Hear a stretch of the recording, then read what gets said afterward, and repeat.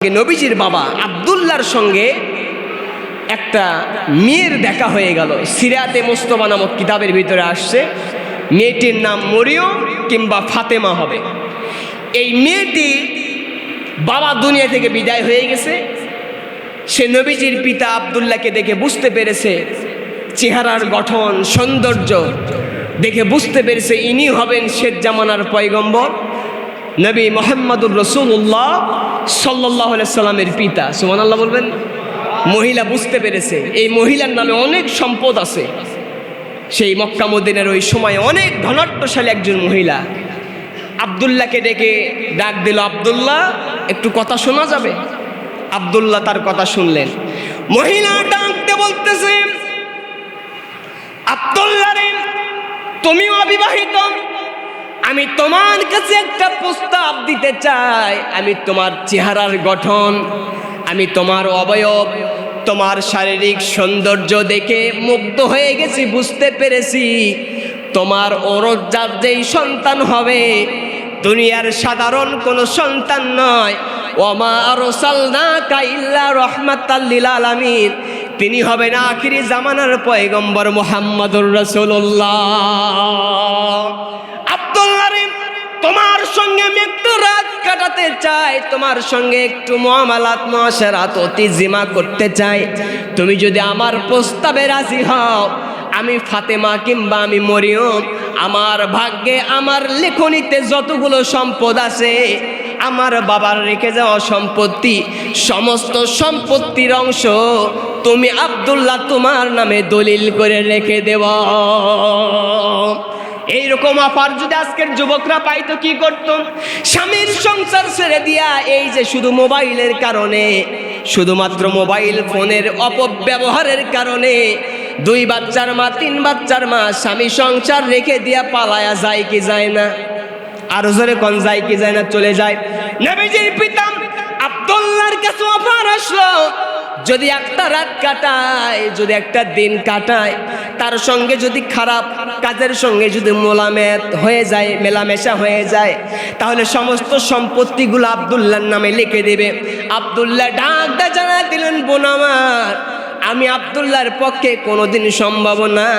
যদি তোমার সঙ্গে আমার মেলামেশা যদি করতে হয়, আমার ফ্যামিলি আছে, আমার বাবা আছে, আত্মীয় স্বজন আছে, তাদেরকে নিয়ে হালাল বৈঠকের মাধ্যমে, হালাল বিষয়ের মাধ্যমে, আল্লাহর বিধান বিবাহের মাধ্যমে তোমার সঙ্গে সংসার করতে চাই।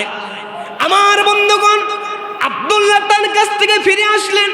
কিছুদিন পরে নবীজির পিতা আব্দুল্লাহর বিবাহ হবে, মা আমিনার সঙ্গে মদিনার দিকে বিবাহ হয়ে যাবে।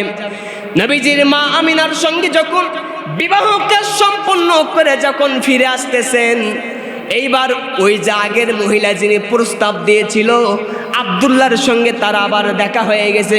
দেখার সঙ্গে সঙ্গে দেখতে দেরি হয়ে গেছে, ওই ফাতেমা নামক মহিলা ঘরের ভিতরে প্রবেশ করতে দেরি হয় নাই। আব্দুল্লাহ ডাকদা বলতেছে, ফাতেমা রে, সেই দিন তুমি আমাকে কুপ্রস্তাব দিয়েছিলে সম্পত্তি লিখে দেওয়ার জন্য, তুমি আমাকে অফার করেছিলে, অথচ আজকে আমাকে দেখার সঙ্গে সঙ্গে রুমের ভিতরে প্রবেশ করলে কেন? কারণটা একটু জানতে চাই, কিসের জন্য আমাকে দেখার সঙ্গে তুমি আমার থেকে মুখ ফিরায় নিলাম? ফাতেমা নামক মহিলা ডাক দিয়ে জানা দিচ্ছে, আব্দুল্লাহ, যে আশার কারণে তোমার সঙ্গে আমি অফার দিয়েছিলাম, যে আশার কারণে তোমার সঙ্গে ঘর বাঁধতে চেয়েছিলাম, আমি ফাতেমা ডাক দিয়ে জানায় দিলাম, সেই আশা নষ্ট হয়ে গেছে, ভৎস হয়ে গেছে। তোমার ভিতরে আলাদা একটা নূর, আলো, জ্যোতি দেখতে চেয়েছিলাম, পেয়েছিলাম। আমি ফাতেমা লক্ষ্য করে দেখতেছি তোমার মেলামেশা, তোমার বিবাহ মনে হয় অন্য কারো সঙ্গে হয়ে গেছে। আমার চিরদিনের জন্য আফসোস থেকে গেল, আখিরি জামানার পয়গম্বরের আমি মা হতে পারলাম না।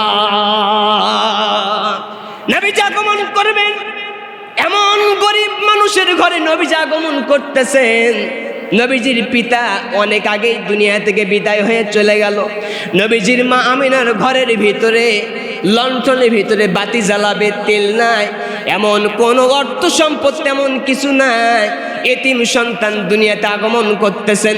নবীজির মা আমিনা ডাক দে বলতেছে দুনিয়ার মানুষেরা শুনে নিয়ে যাও, আমি যখন আমার নবী মুহাম্মদ সাল্লাল্লাহু আলাইহি ওয়াসাল্লাম আমার সন্তান এতিম সন্তান নিয়ে যখন আমি কূপের কাছে যখন পানি তুলতে যেতাম, কূপের ভিতরে আমি বালতিটুকু নামায়া দিয়েছি, জোর করে চাপ দিয়ে আমাকে বালতি তোলা লাগে না, আল্লাহর কুদরত থেকে ফেরেশতা হেফাজত করে আমার সমস্ত কাজগুলো সহজ করে দিত।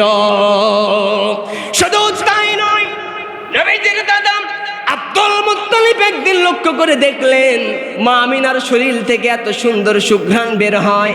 নবীজির দাদা আব্দুল মুত্তালিব ডাকদা বলতেছেন, বৌমা তুমি কি জানো না মহিলাদেরকে সুঘ্রাণ সেন্ট ব্যবহার করা উচিত নয়, দেওয়া যাবে না। নবীজি বলছেন যে মহিলারা পারফিউম ব্যবহার করে, সেন্ট আতর ব্যবহার করে, খুশবু ব্যবহার করে রাস্তায় বাইর হয়, পরপুরুষ ওই সেন্ট পারফিউমের সুঘ্রাণ যখন পায়, মনে মনে যখন মজা নেয়, ওই মহিলারা কিয়ামতের কঠিন ময়দানে জিনা ব্যভিচারের গুনাহ না করেও কিয়ামতের ময়দানে ব্যভিচারিণীদের কাতারে তারা দাঁড়িয়ে যাবে। পড়েন নাউজুবিল্লাহ। স্বামীর জন্য সাজতে পারেন, স্বামীর জন্য একান্তে মেলামেশার জন্য আপনি সুন্দর পারফিউম ব্যবহার করতে পারেন, কোনো সমস্যা নাই। এছাড়া আপনি মহিলা মা বোন, আপনাকে কোনোদিন পারফিউম ব্যবহার করে রাস্তায় চলা যাবে। আলোচনা শেষের দিকে নিয়ে এসেছি, কষ্ট হচ্ছে অল্প কিছু। নবীজির দাদা আব্দুল মুত্তালিব ডাকতে বলতেছে, আমিনা রে কি সেন্ট তুমি ব্যবহার করেছো, মক্কার কোন দোকান থেকে নিয়ে, সেটা তো ব্যবহার করা যাবে না। আমিনা ডাকতে বলতেছে, আব্বাজান আমি দুনিয়ার কোনো আতর পারফিউম ব্যবহার করিনি, আপনার এই ছোট্ট নাতি যেই দিন থেকে আমার পেটে আগমন করেছে সেই দিন থেকে আমার পুরা শরীর সুঘ্রাণে ভরে গেছে। আমিনা আরো বলতেছেন, আমার সন্তান যখন দুনিয়াতে আগমন করলো, আমার সন্তান যখন পৃথিবীতে আগমন করলো, আসার সঙ্গে সঙ্গে আমি লক্ষ্য করে দেখেছি ওই যে সিরিয়ার রাজপ্রাসাদ, কিসরার রাজপ্রাসাদ, রোমের রাজপ্রাসাদগুলো সমস্ত কিছু আমার ছোট্ট সন্তানের আলোয় আলোকময় হয়ে গেছে। নবীজি আসার সঙ্গে সঙ্গে সমস্ত মূর্তির মাথাগুলো ঠাস ঠাস করে ভেঙে পড়ে যায়। আল্লাহর কসম করে বলতেছি মুসলমান, আমার নবী মূর্তি গড়ার জন্য আগমন করেনি, আমার নবী যে পৃথিবীতে আগমন হয়েছিল মূর্তি আর কুফুরকে নষ্ট করার জন্য। কথা কন ঠিক কিনা? আজকে যারা জুলাই জাদুঘরের নামে আপনারা যারা মূর্তি তৈরি করতেছেন, আপনাদের কাছে কোরআন সুন্নাহর মত অনুসারে বলতে চাই, মূর্তি যদি শহীদ প্রেসিডেন্ট জিয়াউর রহমানের হয় তাও হারাম, মূর্তি ভাস্কর্য যদি বঙ্গবন্ধু শেখ মুজিবুর রহমানের হয় তাও হারাম, মূর্তি যদি শহীদ নিজামী, শহীদ আল্লামা সাইদিরও যদি মূর্তি তৈরি করে তাও হারাম। স্বয়ং মূর্তির অবয়ব তৈরি করে কেউ যদি বলে এটা আদম আলাইহিস সালামের মূর্তি, আদম আলাইহিস সালামের চেহারার অবয়ব, নাউজুবিল্লাহ, স্বয়ং কোনো মানুষ যত বড় দামি মানুষ হোক তাদেরও যদি অবয়ব মূর্তি ভাস্কর্য তৈরি করা হয় ওটা কোনোদিন হালাল হবে না, ওইটাও কিন্তু হারাম হয়ে যায়। কথা কন ঠিক কিনা? আল্লাহ তাআলা যেন এই মূর্তি ভাস্কর্যের ফিতনা থেকে আপনাকে আমাকে যেন হেফাজত করেন, সকলে বলেন আল্লাহুম্মা আমিন। সম্মানিত উপস্থিতি, আমার দেশে যেই সামনের দিনে এই রবিউল আউয়াল উপলক্ষে দোয়া মাহফিল আয়োজন করা হবে, আমার দেশে কিছু কিছু মত আছে যে অনেকে বলে নবীজি মাটির মানুষ। হ্যাঁ, নবীজি মানুষ, কিন্তু আমাদের মতো এইরকম সাধারণ মানুষ না, তিনি অতি মহামানুষ। কথা কন ঠিক কিনা? আমাদের আকীদা ক্লিয়ার। কেউ যদি আপনাকে প্রশ্ন করে বিভ্রান্ত করতে চায় যে আপনি বলেন তো নবীজি নূরের না মাটির, আপনি কি বলবেন? আপনি জবাব দেবেন কোনো ঝামেলায় যাওয়ার দরকার নাই। আমি শুরুতেই বলেছিলাম কোনো ঝামেলায় যাওয়ার দরকার নাই। আপনি বলবেন আপনার আমার নবী জনাবে মুহাম্মদুর রাসূলুল্লাহর সম্মান মর্যাদা আকাশচুম্বী, যার জন্য আল্লাহ পাক নিজেই সার্টিফিকেট করেছেন ও রফানা আলাকা যিকরক, সেই নবীজিকে আল্লাহ পাক যেমন ভাবে তৈরি করেছেন তিনি তেমনই সৃষ্টি। কতক্ষণ ঠিক কিনা? এর ভিতরে কোনো ক্যাসাল থাকলো, কোনো মারামারি থাকলো? কোনো মারামারি ক্যাসালের দিকে আমরা যাব না। এরপরে রবিউল আউয়াল উপলক্ষে যে আলোচনা অনুষ্ঠানগুলো গোটা বাংলাদেশে হবে, সরকারি ছুটি ঘোষণা করা হয়েছে আগামী মঙ্গলবার দিবাগত রাত্রিতে। আপনারা যদি চান নবীজির সিরাত উপলক্ষে, মিলাদ উপলক্ষে, মিলাদ মানে হলো এই অনুষ্ঠান, সিরাত মানে হলো নবীজির জীবন। কতক্ষণ ঠিক কিনা? মিলাদ শব্দটি মাউলুদুন থেকে এসেছে, যার অর্থ হলো জীবন বৃত্তান্ত আলোচনা করা। এখন আমরা গ্রামগঞ্জে অনেক মানুষ মনে করি মিলাদ মানে হলো মুনাজাতের পর হুজুর গোল হয়ে বসবে, ইয়া নবী সালামু আলাইকা বলবে, জিলাপি তাবারক নিয়ে চলে যাবে, এটা মিলাদ। আল্লাহি, আল্লাহর কসম, এটা সরাসরি মিলাদ নয়। কথা বল ঠিক কিনা? মিলাদ হলো জন্ম বৃত্তান্ত আলোচনা করা, নবীজির জীবনী নিয়ে কথা বললেন, আলোচনা করলেন, নবীজির সিরাত সুন্নত নিয়ে কথা বললেন, নবীজির জীবনে কি কি ঘটেছে এই সকল বিষয়ে আলোচনা করে নিজের বাস্তব জীবনে পালন করার শপথ নেওয়ার নাম হলো মিলাদ। সিরাত পড়ি, আল্লাহু আকবার। কোনো দ্বন্দ্ব কেসালের ভিতরে আমরা যেতে চাই না। আল্লাহ তাআলা যেন নবীজির সিরাত আদর্শ গ্রহণ করার তৌফিক এনায়েত করেন। সকলে পড়েন আল্লাহুম্মা আমিন। আমার দেশে নতুন রাষ্ট্রপতির নির্বাচিত হয়েছেন, আমরা সুস্বাগত জানাই বগুড়ার পক্ষ থেকে, ঠিক কিনা? আমরা স্বাগত জানাচ্ছি মাননীয় রাষ্ট্রপতি মহোদয় মির্জা ফখরুল ইসলাম আলমগীর স্যারকে। গত জুমাতে বলেছিলাম, আপনি সকলের জন্য রাষ্ট্রপতি, রাষ্ট্রের খাদেম, রাষ্ট্রের সেবক। আপনার প্রতি আমাদের উদাত্ত আহ্বান থাকবে, দেশের আইনের ভিত্তিতে, যেহেতু কোরআন সুন্নাহর আইন নেই, দেশের আইনের ভিত্তিতে আপনি আইন তৈরি করবেন। মুসলমানদের ভূখণ্ডে মদ চলবে না। কথা কয় না? মুসলমানদের ভূখণ্ডে মদ চলবে না, মুসলমানদের ভূখণ্ডে গাঁজা চলবে না, মুসলমানদের এই ভূখণ্ডে কোনো পতিতালয় চলবে না।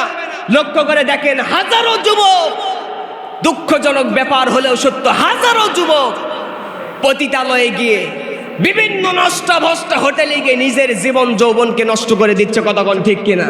এটা রাসূলুল্লাহর আদর্শ হতে পারে না। আপনারা এই হোটেলগুলোকে, আবাসিক পতিতালয়গুলোকে তালাবদ্ধ করেন, সিলগালা মেরে দেন, তাদেরকে আইনের আওতায় নিয়ে আসেন। বাংলাদেশের 18-20 কোটি জনগণ আপনাদের পক্ষে আছে। কতক্ষণ ঠিক কিনা?